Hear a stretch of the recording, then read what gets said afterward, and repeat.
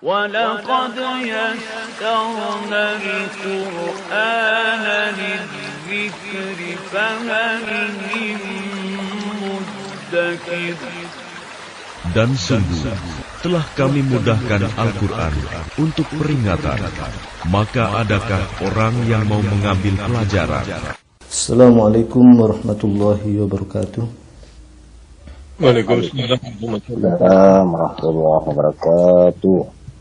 Bismillah walhamdulillah, wassalatu wassalamu ala rasulillah Sayyidina Muhammadin ibni Abdullah wa ala alihi wa sahbihi wa mawalah, amma ba'du. Alhamdulillah, Allah pertemukan kita kembali di pagi hari ini setelah kita melaksanakan sholat subuh. Mudah-mudahan pertemuan kita ini senantiasa diberkahi oleh Allah. Ilmu yang kita pelajari ini mudah-mudahan Allah jadikan sebagai ilmu yang bermanfaat, serta mudah-mudahan Allah senantiasa berikan kesehatan, berikan afiah kepada kita dan keluarga semuanya. Amin. Baik, kita lanjutkan sesuai dari permintaan Pak Budi untuk membahas tentang riba.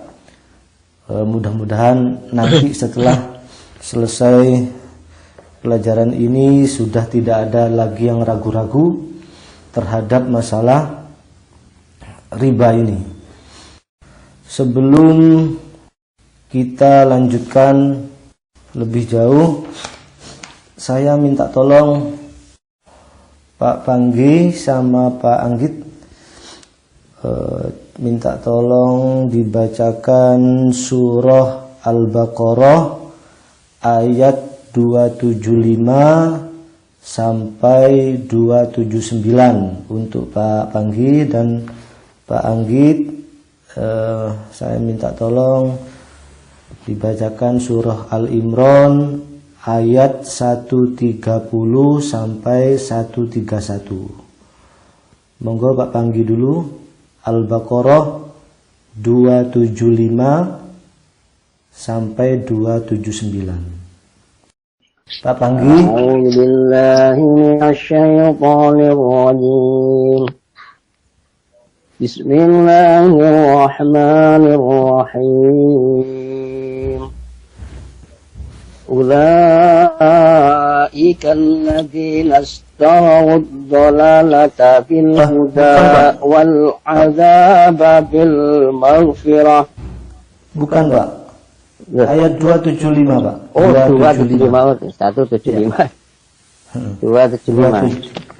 275 sampai 279. أعوذ بالله من الشيطان الرجيم بسم الله الرحمن الرحيم الذين يأكلون الربا لا يقومون إلا كما يقوم الذي يتخبطه الشيطان إلا كما يقوم الذي يتخبطه الشيطان إلى المش ذلك بأنهم قالوا إنما البيع مثل الربا وأحل الله البيع وحرم الربا فمن جاءه موعظة من ربه فانتهى فله ما سلف وأمره إلى الله ومن عاد فأولئك أصحاب النار هم فيها خالدون يمحق الله الربا ويربي الصدقات والله لا يحب كل كفار أثيم Innalladzina amanu wa amilus solihati wa aqamus sholata wa atuz zakata lahum ajruhum inda rabbihim wala khawfun alaihim wala hum yahzanun. Ya ayyuhalladzina amanu taqullaha wa zaru ma baqiya minal riba in kuntum mu'minin. Fa in lam taf'alu fa'adhanu biharbin minallahi wa rasulih. Wa in tubtum falakum ru'usu amwalikum la tadhlimuna wa la tudhlamun. Shadaqallahul azim. Orang-orang yang makan riba tidak dapat berdiri, melainkan seperti berdirinya orang yang kemasukan setan karena gila. Yang demikian itu karena mereka berkata bahwa jual beli sama dengan riba. Padahal Allah telah menghalalkan jual beli dan mengharamkan riba. Barang siapa mendapat peringatan dari Tuhannya, lalu dia berhenti, maka apa yang telah dia perolehnya dahulu menjadi pemiliknya, dan urusannya kepada Allah. Barang siapa mengulangi, maka mereka itu penghuni neraka. Mereka kekal di dalamnya. Allah memusnahkan riba dan menyuburkan sedekah. Allah tidak menyukai setiap orang yang tetap dalam kekafiran dan bergelimang dosa. Sungguh orang-orang yang beriman mengerjakan kebajikan, melaksanakan sholat, dan menunaikan zakat, mereka mendapatkan pahala di sisi Tuhannya. Tidak ada rasa takut kepada mereka, dan mereka tidak bersedih hati. Wahai orang-orang yang beriman, bertakwalah kepada Allah dan tinggalkan sisa-sisa riba. Jika kamu orang beriman. Jika kamu tidak melaksanakannya, maka umumkanlah perang dari Allah dan Rasul-Nya. Tetapi jika kamu bertobat, maka kamu berhak atas pokok hartamu. Kamu tidak berbuat zalim dan tidak dizalimi. Ya. Kemudian Anggit surah Al-Imran 130-131. أعوذ بالله من الشيطان الرجيم يا أيها الذين آمنوا لا تأكلوا الربا أضعافا مضاعفة واتقوا الله لعلكم تفلحون واتقوا النار التي أعدت للكافرين. Wahai orang-orang yang beriman, janganlah kamu makan riba dengan berlipat ganda. Dan bertakwalah kepada Allah agar kamu beruntung. Dan peliharalah dirimu dari api neraka yang disediakan bagi orang-orang kafir. Makasih Pak Anggit, Pak Panggi. Mudah-mudahan Allah berikan balasan kebaikan yang banyak bagi yang membaca maupun bagi kita yang mendengarkannya. Baik, kita masuk kepada tema kita tentang riba. Pertama, definisi dulu. Riba itu secara bahasa artinya berkembang. Roba yarbu, atau membesar. Jadi kalau ada harta kemudian terus berkembang biak, itu adalah riba menurut arti bahasa. Kemudian ada beberapa ulama yang memberikan definisi terhadap riba.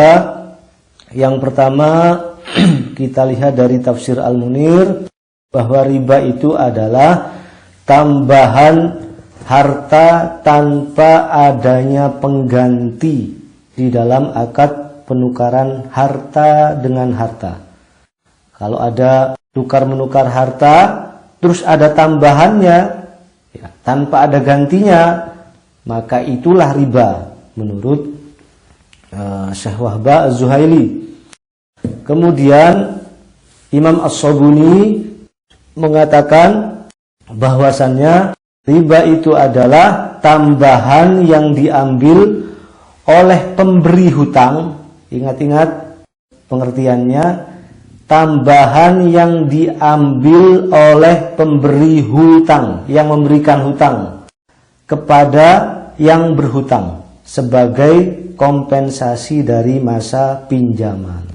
Ya, karena nggak lunas tepat waktu, wah sekarang aku belum punya, oh ya sudah ditunda gak apa-apa, tapi ada tambahannya. Ya, tapi kalau pinjam uang 100.000, kemudian janjinya 2 hari kok gak lunas, ya sudah jadi seminggu gak apa-apa, tapi nanti mengembalikannya total 300.000, itu riba namanya menurut Imam As-Sabuni. Dari Imam Ahmad bin Hanbal mengatakan seseorang yang memiliki hutang, maka dikatakan kepadanya apakah akan melunasi atau mau membayar lebih. Jika tidak mampu melunasi pada jatuh temponya, maka ia harus menambah dana sebagai kompensasi atas penambahan waktu itu. Itu definisinya ya. Kemudian hukumnya para ulama sepakat, tidak ada yang tidak sepakat bahwa hukum riba itu adalah haram. Sebagaimana Allah berfirman tadi, kita dengarkan, wa ahallallahul bai'a wa harramar riba. Allah menghalalkan jual beli dan mengharamkan riba. Jelas ya. Ahallallahul bai'a wa harramar riba. Allah halalkan jual beli dan Allah haramkan riba. Jadi jelas hukum riba itu adalah haram. Nah, kemudian mirip dengan masalah hukum minuman keras dahulu yang pernah kita bahas, bahwa riba itu juga tidak langsung diharamkan oleh Allah, tapi melalui tahapan-tahapan. Para ulama itu membaginya dengan 4 tahap. Tahap yang pertama, Allah sekedar memberikan gambaran tentang adanya unsur yang tidak baik di dalam transaksi riba. Itu yang pertama, Allah sekedar memberikan gambaran saja. Kalau di dalam transaksi riba itu adalah ada unsur tidak baik. Bisa kita lihat di surah Ar-Rum ayat 39. Tahap yang kedua, yaitu Allah memberikan isyarat tentang keharaman riba dengan disampaikannya kecaman terhadap orang-orang Yahudi yang melakukan praktek riba. Ini bisa kita lihat di surah An-Nisa ayat 141. Sampai tahap ini Allah belum melarang secara tegas tentang riba ini. Tahap berikutnya, Allah mengharamkan riba karena pengembaliannya yang berlipat ganda. At'afam mudha'afah, itu sudah kita dengarkan dari Pak Anggi tadi di surah Al-Imran ayat 130. Nah, dahulu orang-orang pra-Islam sebelum datangnya Islam itu melakukan praktek ini. Jadi kalau ada orang pinjam katakanlah uang begitu, pinjam 1 juta, ketika 1 bulan misalnya jatuh temponya itu dikembalikan lebih. Nah, kemudian karena nggak mampu mengembalikan, ya sudah nggak apa 2 bulan, tapi dilebihin lagi. Mungkin pertama nambah 100.000, karena 2 bulan jadi 200.000, karena nggak mampu lagi jadi 300.000, terus begitu berlipat-lipat. Akhirnya gara-gara sistem yang seperti ini, ya, maka waktu itu banyak orang yang bangkrut. Ya, waktu itu, waktu zaman pra-Islam, bangkrut sampai-sampai barang-barangnya dijual. Ya, dijual semuanya karena nggak mampu melunasi. Ya, bahkan tidak hanya barangnya, istrinya pun ikut dijual itu. Waktu sebelum datangnya Islam, dijual belikan, jadi budak maksudnya. Oleh karena itu pada waktu itu maraklah sistem perbudakan, ya gara-gara riba ini. Begitu ya. Kemudian yang keempat, tahap yang keempat adalah pengharaman riba secara tegas dengan berbagai bentuknya. Bisa kita lihat di surah Al-Baqarah tadi yang kita dengarkan, wa halallahul bai'a wa harramar riba. Allah menghalalkan jual beli dan dia haramkan riba. Asbabun nuzul daripada ayat ini 275 sampai 279 adalah paman Rasulullah yang namanya Abbas paman Rasulullah dan Khalid bin Walid itu bekerja sama meminjamkan uang kepada orang lain. Ya, meminjamkan uang kepada orang lain sehingga dua orang ini, Abbas dan Khalid bin Walid, mempunyai harta yang banyak, ya, mempunyai harta yang bertumpuk-tumpuk ketika Islam datang, yaitu karena menerapkan sistem riba itu. Bekerja sama meminjamkan uang kepada orang-orang dan pengembaliannya berlipat-lipat, ya. Sebetulnya tidak hanya Abbas dan Khalid bin Walid yang memang pada waktu itu marak seperti itu. Bahkan Khadijah sendiri kan terkenal orang kaya waktu itu menerapkan praktek riba ini sebelum datangnya Islam, begitu. Itu Al-Baqarah 275 279. Kemudian surah Al-Imran ayat 130 sampai 131 tadi, asbabun nuzulnya adalah suku Saqif atau Bani Saqif mengambil riba dari Bani Mughirah. Bila telah jatuh tempo, maka utusan dari Bani Saqif ini datang untuk nagih hutang. Kalau nggak bayar, maka diperbolehkan menunda pembayaran dengan syarat menambah dari pokoknya. Nah, itu riba namanya. Nah, kemudian ada riwayat lain dari Mujahid, seseorang di zaman jahiliyah berhutang kepada orang lain, lalu yang berhutang itu kemudian berkata, aku akan tambah sekian jika kamu memberikan tempo kepadaku. Nah, ini juga riba ini. Yang berhutang ngomong kepada orang yang dihutangi, akan aku tambah nanti jika kamu memberikan tempo lagi. Jika temponya sebulan, jika 2 bulan tak tambah kok, lewes 2 bulan tak tambah lagi. Nah, itu riba itu. Ya, meskipun asalnya dari yang berhutang. Oh ya, catatannya, maka yang memberikan hutang itu menyetujuinya. Itu catatannya tadi, yang barusan dari Imam Mujahid. Kemudian ada riwayat lain, atau dalam masyarakat pra-Islam, mereka biasa menggandakan pinjaman kepada orang-orang yang sangat butuh, orang-orang miskin lah. Kalau si peminjam punya uang, mengembalikan pinjaman dalam waktu yang telah disepakati, dalam waktu yang cepat, maka tambahannya sedikit. Ya, janjinya sebulan, saya pinjam 1 juta ya, nanti sebulan dibayar.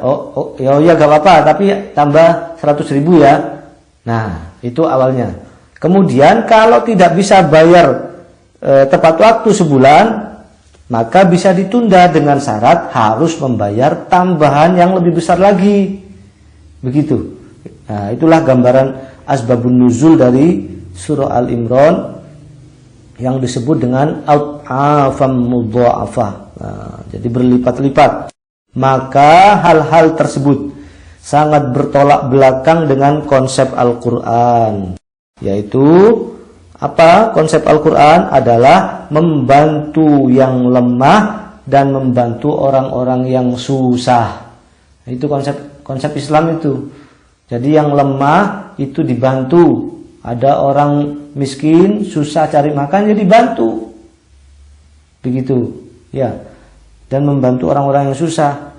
Nah, kalau orang yang punya jiwa rentenir, ya, justru orang-orang miskin dijadikan kesempatan untuk memperkaya diri. Jadi bertolak belakang dengan konsep Islam. Artinya mereka mengeksploitasi orang-orang miskin. Tentu saja bagi pihak yang meminjam terpaksa meminjamkan uang untuk atau terpaksa meminjam uang untuk mencukupi kebutuhan hidupnya. Terpaksa akhirnya, karena memang nggak punya uang untuk beli beras misalnya kalau zaman sekarang, ya. Nah, sebetulnya itu asbabun nuzul, ya. Sebetulnya dari ayat-ayat yang dibaca oleh Pak Anggit dan Pak Panggi tadi itu ada ungkapan-ungkapan yang dijadikan oleh para ulama untuk memaknai hakikat riba. Yang pertama itu ada di surah Al-Imran ayat 130 tadi, ada ungkapan at'afam mudha'afah. Artinya apa? At'afam mudha'afah itu berlipat ganda. Ya, berlipat ganda. Jadi kriteria pengharaman riba itu berdasarkan surah Al-Imran tadi adalah at'afam mudha'afah, dan dari ungkapan ini maka muncullah dua kelompok. Nah, ini kita harus jujur dalam masalah riba. Ini ada banyak perbedaan pendapat, ya. Nah, dalam ungkapan at'afam mudha'afah itu tadi mengembalikan dengan berlipat ganda tadi, itu muncul dua kelompok. Penyebutan kata tersebut at'afam mudha'afah hanya merupakan informasi tentang perilaku orang-orang Arab jahiliyah dan bukan menjadi syarat untuk keharaman riba. Itu kelompok yang pertama. Dan kelompok yang kedua mengatakan bahwa at'afam mudha'afah merupakan syarat bagi diharamkannya riba. Itu ya perbedaannya, ya. Perbedaan para ulama di dalam hal riba ini ada dua. Yang pertama dari ungkapan at'afam mudha'afah tentang berlipat ganda tadi. Kelompok yang pertama itu hanya merupakan informasi dan bukan merupakan syarat diharamkannya riba. Sedangkan kelompok yang kedua, at'afam mudha'afah dalam surah Al-Imran itu merupakan syarat bagi diharamkannya riba. Kelompok yang kedua ini misalnya salah satunya dikatakan oleh Muhammad Rashid Ridho, riba yang diharamkan adalah riba yang berlipat ganda. Lipat ganda yang dimaksud adalah pelipatan yang berkali-kali. Itu ya. Kemudian ada juga dari Muhammad Abduh. Nah, ini kan tokoh-tokoh terkenal ini, jadi punya tafsir. Mereka tuh ada tafsir Al-Manar, berpandangan bahwa tidak semua riba itu adalah haram. Ya, tidak semua riba adalah haram. Riba yang diharamkan adalah bentuk riba yang dipraktekkan pada zaman jahiliyah, yaitu yang berlipat ganda atau at'afam mudha'afah. Jadi tegasnya begini, tambahan yang pertama tadi, kalau pinjam 1 juta kemudian sepakat kalau sebulan kembaliannya nambah 100.000. Nah, itu menurut kelompok yang kedua ini enggak haram. Begitu, menurut kelompok yang kedua tadi. Nah, tambahan kedua dan seterusnya kalau ditambahi lagi karena nggak bisa lunas, ya udah nambah 150.000. Nah, tambahannya 50.000 dan seterusnya itulah yang dimaksud dengan riba. Begitu. Bisa dimengerti ya ini ya. Kemudian di dalam tafsir Al-Manar dikatakan bahwa kata ar-riba di dalam surah Al-Baqarah tadi yang dibaca Panggi itu di dalam bentuk makrifat. Jadi penulisan secara kaidah bahasa itu berbentuk makrifat. Maksudnya memakai alif lam. Betul kan di situ? Ahallallahul bai'a wa harramar riba. Ar-riba ada alif lamnya. Itu menunjukkan bentuk makrifat di dalam kaidah bahasa Arab. Kenapa memakai bentuk makrifat? Yaitu karena riba yang dimaksud haram tadi, riba yang haram tadi maksudnya adalah riba yang khusus atau riba yang tertentu saja. Begitu. Riba yang mana maksudnya? Yaitu yang dijelaskan oleh surah Al-Imran. Namanya riba ad'afan mudha'afah. Begitu. Di surah Al-Imran tadi. Ada 3 alasan di dalam hal ini. Yang pertama, bahwa kaidah bahasa yang mengatakan bila ada kata yang menunjukkan pengkhususan atau yang saya sebut tadi dengan istilah makrifat, itu diulang bila ada kata yang menunjukkan pengkhususan atau memakai bentuk makrifat atau ada alif lamnya di awal, kemudian diulang kata itu, maka menunjukkan kekhususan, maka pengertian dari kata yang kedua. Kata yang kedua maksudnya yang mana? Ya di surah Al-Baqarah tadi. Ahallallahul bai'a wa harramar riba. Itu kata yang kedua. Karena apa? Kok yang kedua? Karena turunnya lebih dulu surah Al-Imran daripada surah Al-Baqarah. Dalam hal riba ini ya. Kan diulangi lagi sama Allah dengan kata-kata ar-riba.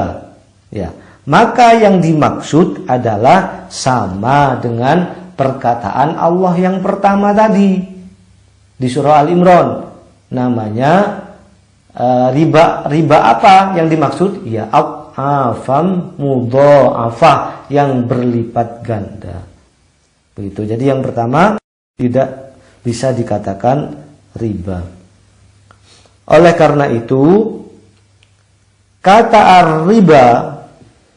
ar-riba di dalam surah Al-Baqarah yang turun terakhir itu adalah sama dengan perkataan ar-riba di dalam surah Al-Imran yang turun sebelumnya. Itu yang pertama ya, secara kaidah bahasa. Alasan yang kedua, memahami ayat yang tidak bersyarat itu harus berdasarkan dengan ayat yang mengandung persyaratan. Ini di dalam tafsir Al-Manar ya yang saya baca ini. Memahami ayat yang tidak bersyarat, maksudnya yang mana? Yang di surah Al-Baqarah tadi. Kan tidak ada syaratnya tuh. Semua riba adalah haram.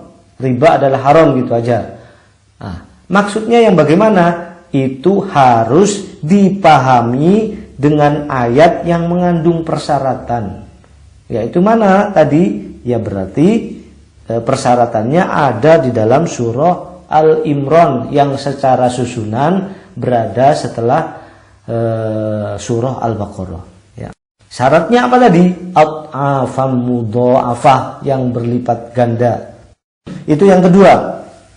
Kemudian alasan yang ketiga adalah bahwa pembicaraan Al-Quran tentang riba ini senantiasa dihubungkan dan dihadapkan dengan pembicaraan tentang sedekah dan infak yang ujungnya terhubung dengan perbuatan yang zalim. La tazlimuna wa la tuzlamun. Tidak dizalimi, tidak menzalimi. Begitu. Tidak dizalimi dan tidak menzalimi. senantiasa terhubung dengan pembicaraan infak dan sedekah yang ujungnya terhubung dengan masalah kedoliman. Dolim tidak kalau ada tambahannya yang pertama tadi. Menurut ulama yang kelompok yang kedua ini adalah tidak yang dolim karena sesuai kesepakatan. Ya, yang berikutnya itulah baru bisa dikatakan riba. Itulah tadi 3 alasan ya, 3 alasan. Yang pertama dari kaidah bahasanya, yang kedua kalau memahami ayat yang tidak bersyarat harus dicari dalam ayat lain. Jangan-jangan dalam ayat lain ada yang mengandung syarat. Nah, maka yang dimaksud adalah yang itu gitu loh, riba yang diharamkan. Dan juga tidak bisa dikatakan dengan perbuatan yang dolim. Yang mengikuti kelompok ini banyak sebetulnya, itu juga bukan ulama sembarangan juga ini, tapi para masyayikh ya, para guru-guru besar seperti juga Muhammad Abduh, Muhammad Rashid Ridho, Ibnul Qayyim, Abdul Razak, dan masih banyak lagi yang lainnya. Termasuk kalau di Mesir itu ada Syah Ali Jum'ah juga mengikuti pandangan ini. Didasarkan pada asbabun nuzul dan kesaksian-kesaksian riwayat-riwayat yang menjelaskan riba pada masa pra-Islam. Itu maksudnya yang masalah kedoliman tadi. Pandangan ini juga mengacu pada riwayat-riwayat di dalam tafsir At-Tabari. Nah, kurang bagaimana lagi alimnya kayak Ibnu Jarir At-Tabari. Ya, punya tafsir yang cukup masyhur namanya Tafsir At-Tabari. Imam At-Tabari ketika membahas menafsirkan tentang surah Al-Imran yang dibaca Pak Anggit tadi, menjelaskan rangkaian sejarah perilaku orang-orang Arab pada masa jahiliyah atau Arab pra-Islam, yaitu tentang si penghutang atau orang-orang yang berhutang yang belum bisa membayar dan mengatakan, berilah aku tambah waktu, beri tambah aku waktu, tambahi waktuku untuk membayar, maka nanti akan aku tambah uangmu, kira-kira begitu. Itu di dalam tafsir At-Tabari. Selanjutnya At-Tabari mengatakan, inilah riba yang berlipat ganda yang diharamkan oleh Allah. Jadi yang berikutnya bukan yang pertama ya, bukan tambahan yang pertama.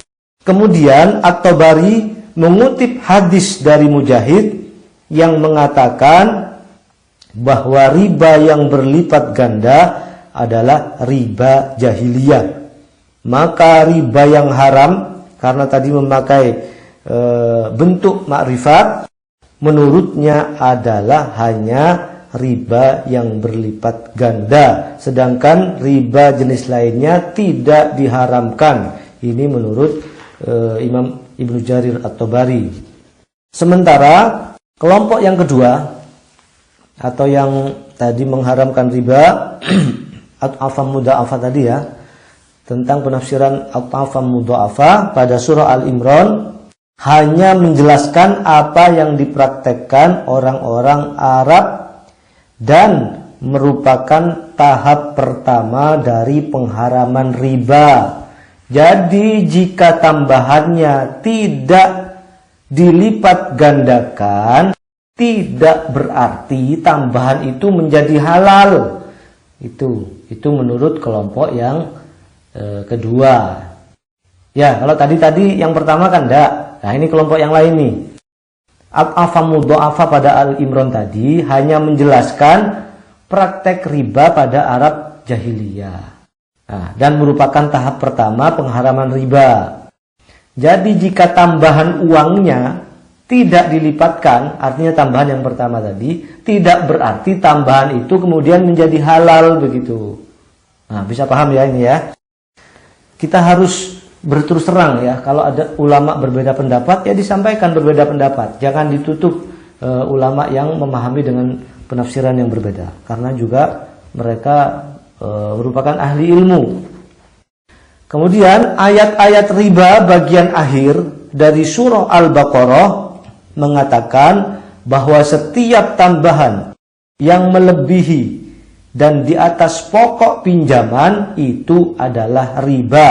Oleh karenanya hukumnya haram meskipun tidak berlipat ganda. Begitu menurut kelompok yang kedua.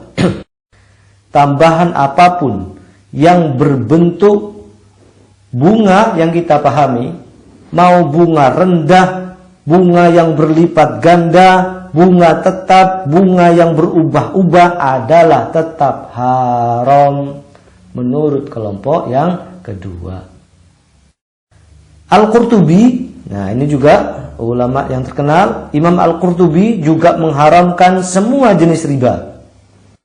Ad'afan mudha'afah adalah bersifat pemberitahuan tentang perilaku orang-orang Arab di masa jahiliyah dan menunjukkan betapa kejinya perbuatan riba jahiliyah itu atau riba nasi'ah ya.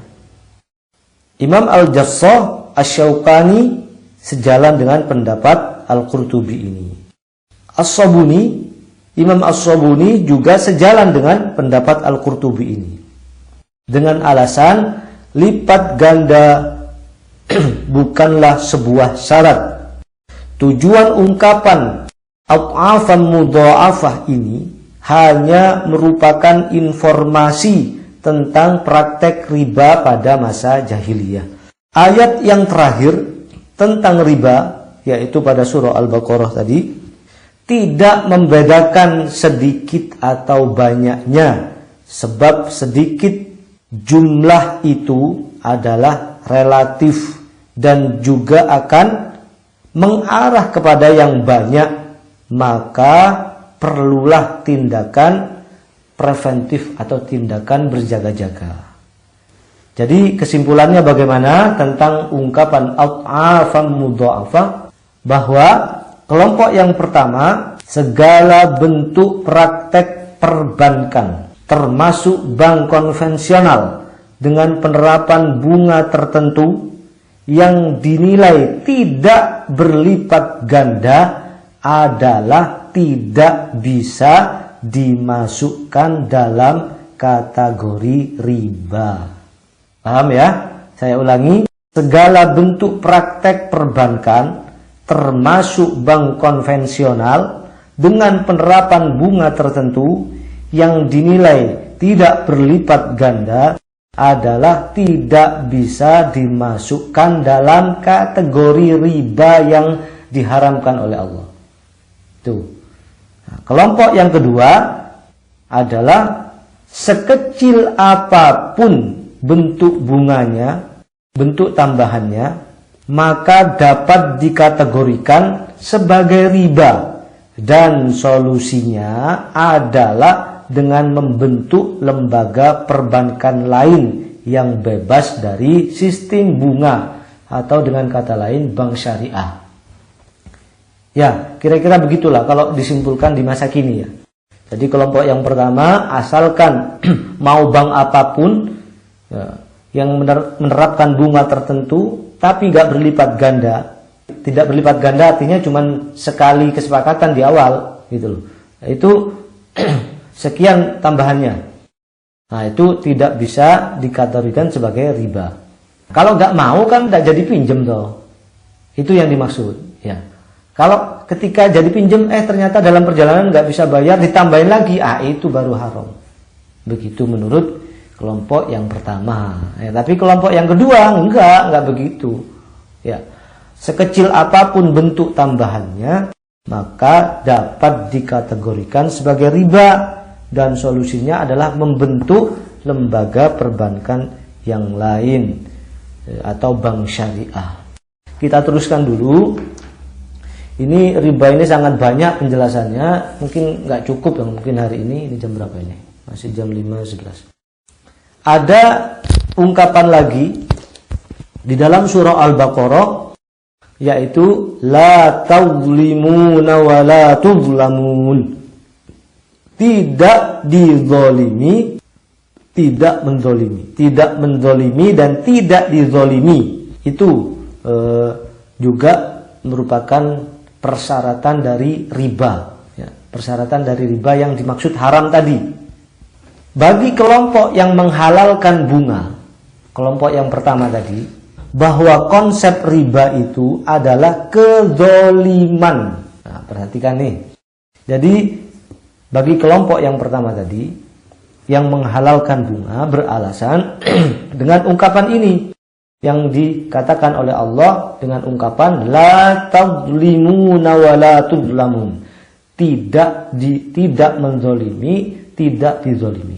Tidak menzolimi dan tidak merasa dizolimi. Ya, inilah konsep pengharaman riba adalah karena sebab kezoliman. Yang kedua, adanya pemerasan terhadap orang miskin. Ini konsepnya, konsep riba yang haram tadi. Bukan semata-mata karena konsep bunga itu sendiri. Tapi konsep kezoliman, konsep pemerasan terhadap orang miskin. Bukan semata-mata karena konsep bunga itu sendiri. Riba yang diharamkan itu adalah riba yang diharamkan itu adalah yang berusaha mengambil keuntungan dari penderitaan orang lain. Ini ya, jadi ada 3 alasan sehubungan dengan ungkapan ini. Ungkapan la tadzlimuna wa la tudzlamun adalah konsep kezaliman, adanya pemerasan terhadap orang miskin, dan mengambil untung dari penderitaan orang. Sedangkan bagi kelompok yang mengharamkan bunga adalah beralasan bahwa pengharaman riba tanpa perlu memperhatikan apa yang dipraktekkan pada masa jahiliyah. Jadi pengharaman riba nggak usah melihat, nggak usah memperhatikan praktek riba pada masa jahiliyah. Bagi kelompok ini menyatakan bahwa hanya pokok pinjaman saja yang halal diambil. Sebagaimana ayat Al-Quran, hanya pokok pinjaman saja yang boleh diambil, yang halal diambil. Sebagaimana penjelasan dari Al-Quran surah Al-Baqarah tadi. Apapun keadaannya, apapun alasannya, pemberi pinjaman tidak boleh menerima tambahan melebihi dari pokoknya, dari pokok pinjamannya. Itu bagi kelompok yang kedua, ya. Sebagaimana ungkapan dalam ayat Al-Quran tadi, ma baqiya minar riba, ya, sisa riba gak boleh diambil. Wadharu ma baqiya minar riba in kuntum mu'min. Tinggalkan sisa riba itu jika kamu beriman. Dan ada ungkapan lagi, falakum ru'usu amwalikum, bagi kamu atas pokok hartamu. Begitu menurut kelompok yang kedua. Coba kita kembali ke masa lalu di negara kita ini khususnya tentang bunga dan krisis. Sistem bunga sebetulnya adalah sistem kapitalis sebagai jantung perekonomian sistem kapital dan sangat berbahaya bagi ekonomi menurut beberapa ahli ekonomi.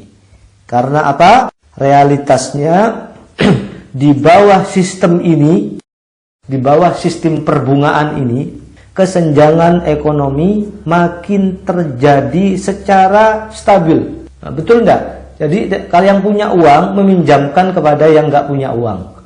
Tapi kembaliannya harus lebih. Jadi yang kaya makin kaya, yang miskin makin miskin, begitu. Itu sistem kapital.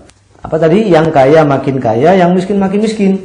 Kemudian suku bunga itu berpengaruh kepada investasi, produksi, dan terciptanya pengangguran. Nah, betul enggak ini? Jadi makin tinggi suku bunganya, maka investasinya akan menurun. Lah bunganya besar ya gak ada orang mau investasi. Begitu. Kemudian rentetannya lagi, jika investasinya menurun, gak ada yang mau investasi, hanya orang sedikit aja yang investasi, tentunya produksi akan menurun. Begitu kan? Jadi produksinya akan menurun lah, wong yang investasi sedikit. Nah, jika produksi barang-barang itu menurun, rentetannya apa? maka tidak pengangguran makin banyak, karena yang dibutuhkan oleh pabrik itu untuk bekerja sedikit. Itu rentetannya. Jadi suku bunga itu berpengaruh terhadap investasi, produksi, dan terciptanya pengangguran. Dari teori ekonomi juga mengajarkan bahwa suku bunga akan secara signifikan menimbulkan inflasi. Inflasi, jelas ini. Suku bunga ini secara signifikan menimbulkan inflasi. Artinya apa? Inflasi tahu ya, nilai uang 100 di tahun berapa? Tahun 90 itu bisa beli nasi. Nah sekarang dibuang-buang uang 100 tuh. Nilai mata uang dulu gak sama dengan sekarang, itu namanya inflasi. Kalau terjadi inflasi akan menurunkan daya beli. Betul ya? Jadi kalau terjadi inflasi akan menurunkan daya beli. Karena apa kok begitu? Kalau dalam jangka pendek, kenaikan gaji itu sangat lambat kan? Kenaikan gaji bahkan bertahun-tahun itu tetap saja gajinya begitu. 10 tahun ya tetap saja segitu. Misalkan 5 juta ya 5 juta, sampai mungkin 10 tahun ya 5 juta. Sementara nilai uang udah berubah. Iya kan? Begitu. Kayak kasus minyak goreng kemarin gimana, itu luar biasa juga kan? Nah, sebelumnya minyak goreng harganya cuman 20.000, 25.000, udah 2 liter. Kemudian ada kasus itu jadi 50.000 ya. Gajinya tetap. Gaji tetap tapi pengeluaran tambah. Nah, itu akhirnya akan menurunkan daya beli. Ini gara-gara apa? Gara-gara sistem perbungaan, tentu saja. Ya. Kemudian sistem bunga telah menjerumuskan negara-negara berkembang ke dalam jebakan hutang yang berlipat-lipat. Ya. Jebakan hutang yang besar. Karena apa? Karena bayar bunganya saja sudah kesulitan. Bayar bunganya aja udah kesulitan itu. Karena utangnya kan juga besar, utangnya triliunan ya, bunganya miliaran kan begitu. Apalagi bersama pokoknya, nggak bisa kebayar-kebayar, akhirnya negaranya jadi terbelit sama hutang kan begitu.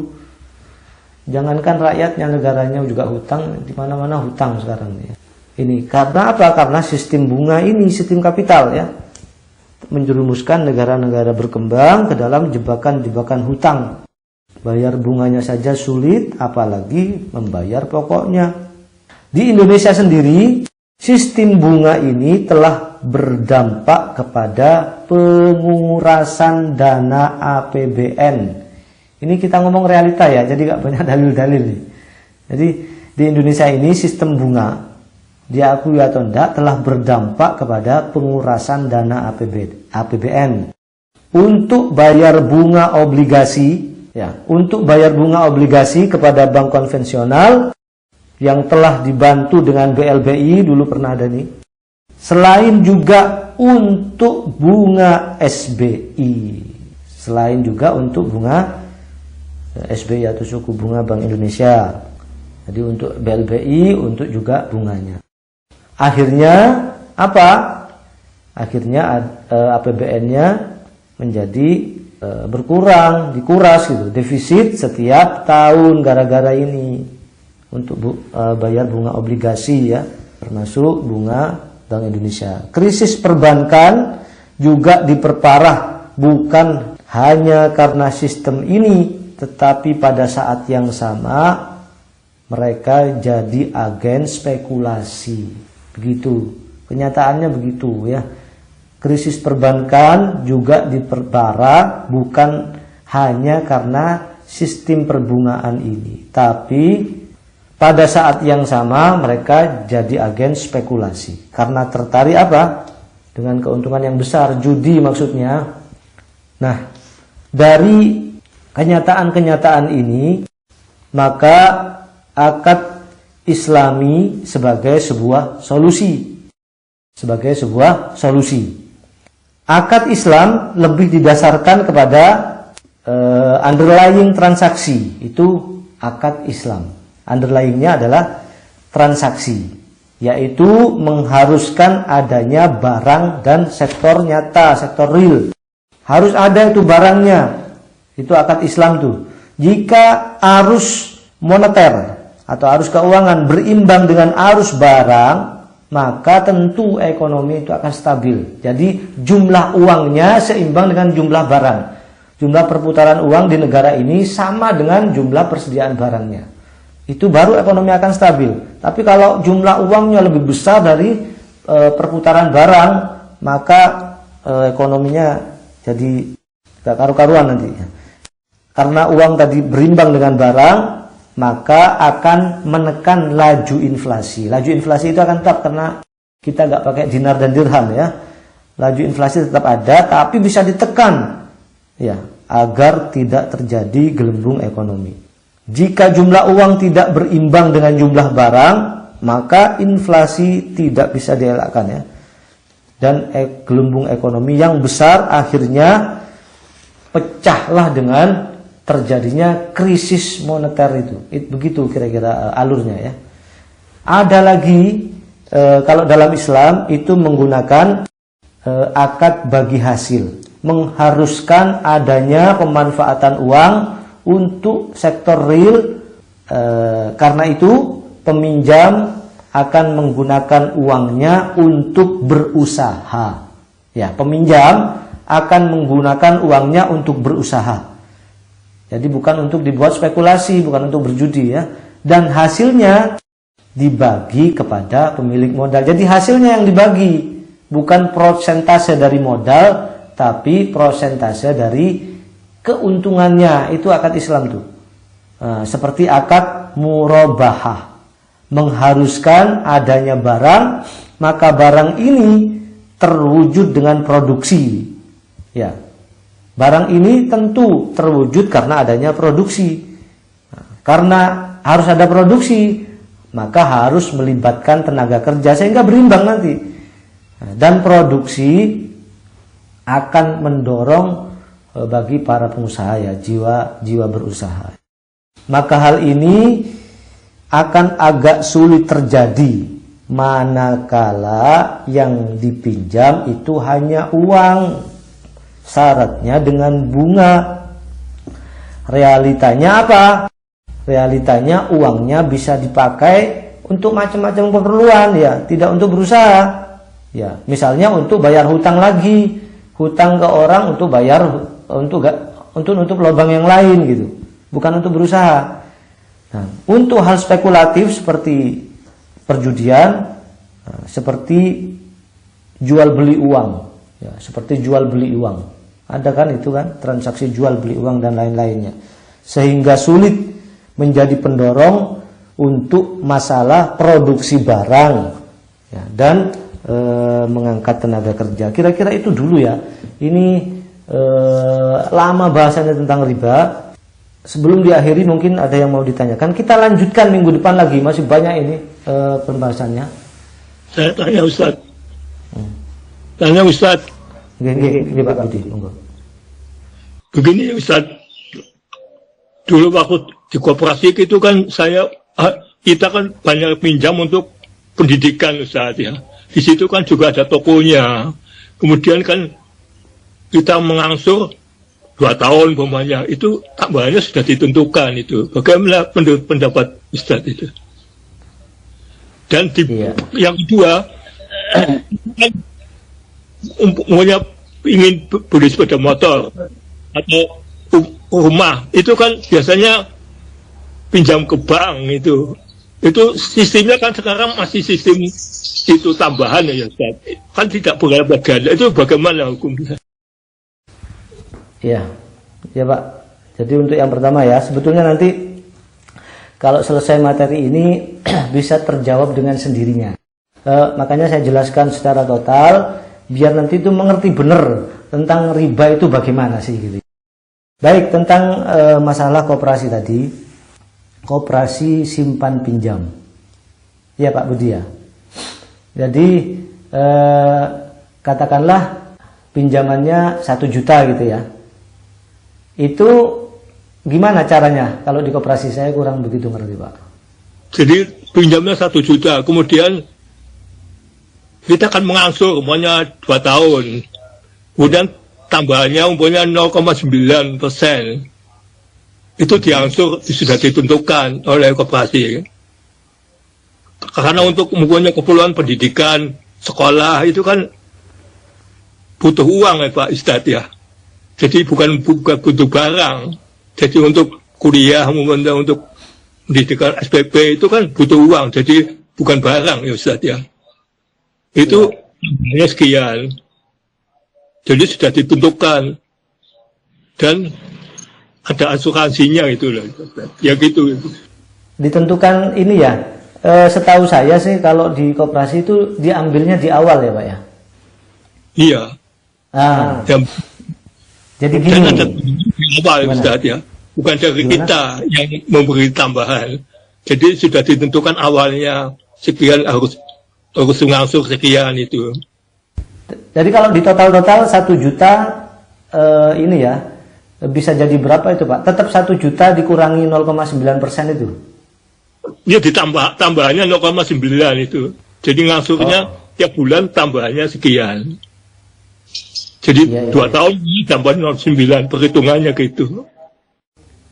Iya Pak. Gini Pak Budi. Seperti yang saya jelaskan tadi.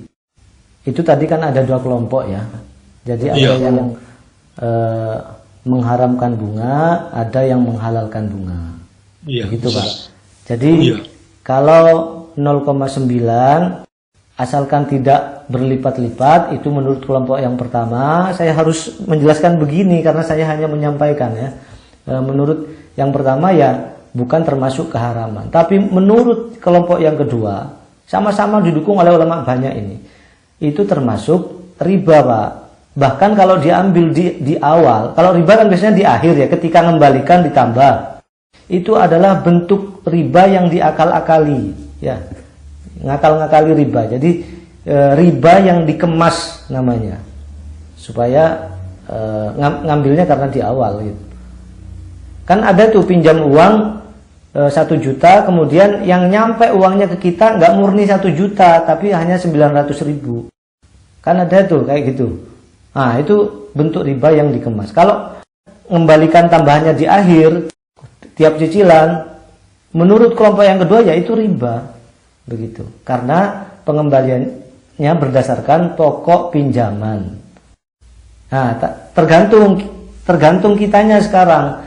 Lebih yakin ke yang mana, gitu ya. Lebih yakin ke yang mana. Kalau saya kan hanya tugasnya menyampaikan dari para ulama. Kalau menurut yang ini halal, menurut yang satunya lagi adalah haram, begitu Pak. Iya. Di situ kan ada unit tokonya Ustaz. Jadi keuntungannya itu campur itu Ustaz. Antara unit pinjam dan unit toko itu kan jadi satu di koperasi itu. Iya, ada tokonya. Jadi keuntungan toko itu kan ada pembelian secara kredit, ada pembelian kontan. Melayani umum juga. Di toko di Pos Fatma itu dulu.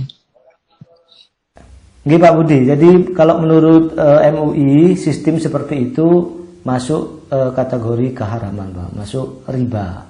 Kalau menurut MUI Pak ya, kelompok yang kedua. Solusinya kita harus menjadi koperasi syariah itu ya Ustaz. Iya, akadnya harus dirubah ya. Bagaimana pertanyaan Pak Budi yang masalah sepeda motor tadi?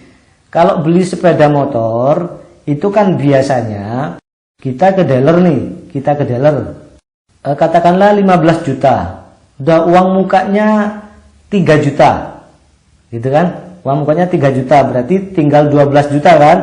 Nah, 12 juta ini kemudian nyicil ke leasing, ya kan? Dengan sistem bunga, ya inilah riba menurut kelompok yang kedua. Agar syariah, maka sistemnya dirubah begini. Sepeda tadi kan 15 juta ini, ya kan, 15 juta. Bilang ke leasing, ya, bilang ke yang punya uang maksudnya. Kalau bahasa kita leasing lah. Tolong, aku mau beli sepeda motor, harganya 15 juta, tapi aku gak punya uang. Nah, tolong belikan ya nanti aku nyicil ke kamu gitu. Kira-kira begitu ke bahasanya ke leasingnya. Nah, nanti sama leasing itu sepeda motor itu dibeli 15 juta. Nah, sudah sepedanya ini kan sudah jadi punyanya leasing kan? Sepeda motornya tadi sudah menjadi punya leasing. Kemudian setelah dipunyai sama leasing tadi, kemudian baru kita transaksi sama leasingnya. Nah, transaksinya begini, sepeda ini saya jual ke kamu dengan harga 25 juta, begitu.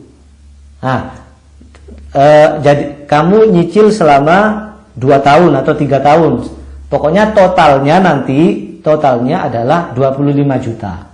Jadi harga sepedanya jual belinya 25 juta. Nanti kalau pakai sistem yang pertama tadi sama aja totalannya 25 juta. Kalau pakai sistem yang kedua totalannya sama 25 juta. Cuman akadnya yang dirubah begitu. Itu kalau yang diterangkan sama sistem ekonomi syariah kan begitu. Jadi akadnya yang dirubah. Nah, meskipun sama-sama 25 juta. Nah, menurut kelompok yang kedua, akad seperti ini halal dan barokah. Ya, karena memakai sistem jual beli. Nah, sementara kalau menurut kelompok yang pertama, mau sistem yang kedua, mau sistem yang pertama adalah sama-sama boleh gitu, Pak. Tapi asalkan tidak mengandung kezoliman. Sekarang kalau 15 juta menjadi 25 juta itu menurut penilaian ya, dengan fitrah as-salimah ini termasuk kedoliman tidak itu? Ya seperti beli rumah ya. Iya, makanya saya tadi kan 15 juta beli sepeda motor 15 juta kemudian dijual 25 juta, itu masuk kedoliman enggak itu? Dolim gitu, karena sangat banyak untungnya meskipun dikemas dengan transaksi jual beli. Itu pembelinya meskipun sudah saya jual sepeda motor saya ke kamu dengan harga 25 juta, padahal pasarannya 15 juta itu. Ya, inilah sebetulnya kalau menurut fitrah asalimah, mau yang sistem pertama, sistem kedua sama-sama dolim dan sama-sama harus dijauhi. Yang betul itu adalah bahwa menjualnya dengan mengambil untung yang biasa, keuntungan rata-rata ya untuk ekonomi yang stabil itu kira-kira 25% lah paling besar itu. 25% itu masih dikatakan pengambilan untung yang wajar gitu loh. Mengambil untung 30% lah mentok-mentok begitu. Lah, coba kalau sekarang kalau 15 juta menjadi 25 juta atau 30 juta lah gampangannya. Untungnya berapa itu? 2 kali lipat. 100%, 2 kali lipat kan? Nah, itulah gitu loh. Itulah yang dimaksud dengan la tadzlimuna wa la tudzlamun. Tidak menzolimi, tidak dizolimi. Itu ini kacau balau ini, sehingga mengakalinya sistem syariah di Indonesia itu adalah dengan mengubah akadnya. Memang secara akad, secara syariat itu halal, Pak. Memang begitu akad jual beli itu. Dijual, diambil, dibeli 15, dijual 25 juta. Apa bedanya sekarang? Ini dari fitrah ya, dari fitrah asalimah yang saya maksud, berpikir logis saja. Apa bedanya sekarang 25 juta dengan sistem jual beli dengan 25 juta sistem cicilan yang pertama, yang uang muka 3 juta kemudian nyicil ke leasing, yang totalnya juga 25 juta. Apa bedanya? Secara aktual begitu. Nah, itu yang saya maksud bahwa sistem syariah ini masih menggunakan lipstick gitu ya, masih menggunakan lipstick. Jadi akal-akalan, ujung-ujungnya justru malah yang kebanyakan yang terjadi justru malah lebih mahal daripada yang konvensional. Betul enggak ini? Iya. Betul kan? Coba perumahan syariah ada yang harganya sama dengan konvensional? Enggak ada, pasti lebih mahal yang syariah itu. Iya. Karena apa? Karena ya ini bener enggaknya saya enggak tahu. Di Bali itu kan kayaknya ngitungnya masih dibayang-bayangi oleh bunga begitu. Jadi pakai bunga yang tidak naik turun, yang bunga tertinggi tentu saja. Akhirnya jatuhnya lebih mahal. Dulu saya pernah ditawari umroh. Ditawari umroh, harganya 40 juta. Nanti kamu cicil udah jumlahnya 40 juta. Nggak ada lebihnya. Nah, umrohnya itu. Ini syariat ini. Iya, betul. Secara syariat memang akad itu betul, bagus. Pinjam 40 juta untuk umroh, dicicil tiap bulan mungkin sejuta sampai 40 juta. Nggak ada lebihannya.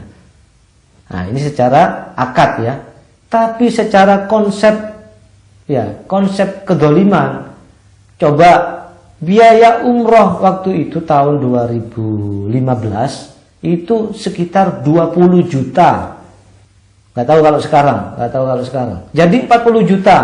Nah, katanya transaksinya syariah. Iya, akadnya syariah. Tapi aktualnya apa? Aktualnya justru jauh lebih mahal. Iya toh? Begitu. Ya ini yang maksud saya itu, kalau mau syariah ya syariah beneran. Jangan hanya pakai lipstick. Ya, akadnya saja yang syariah tapi isinya justru lebih mahal daripada konvensional ya. Tapi secara keseluruhan adanya sistem-sistem syariah ini merupakan kemajuan tentu saja yang harus kita dukung dan harus kita kita dukung supaya menjadi syariah beneran begitu.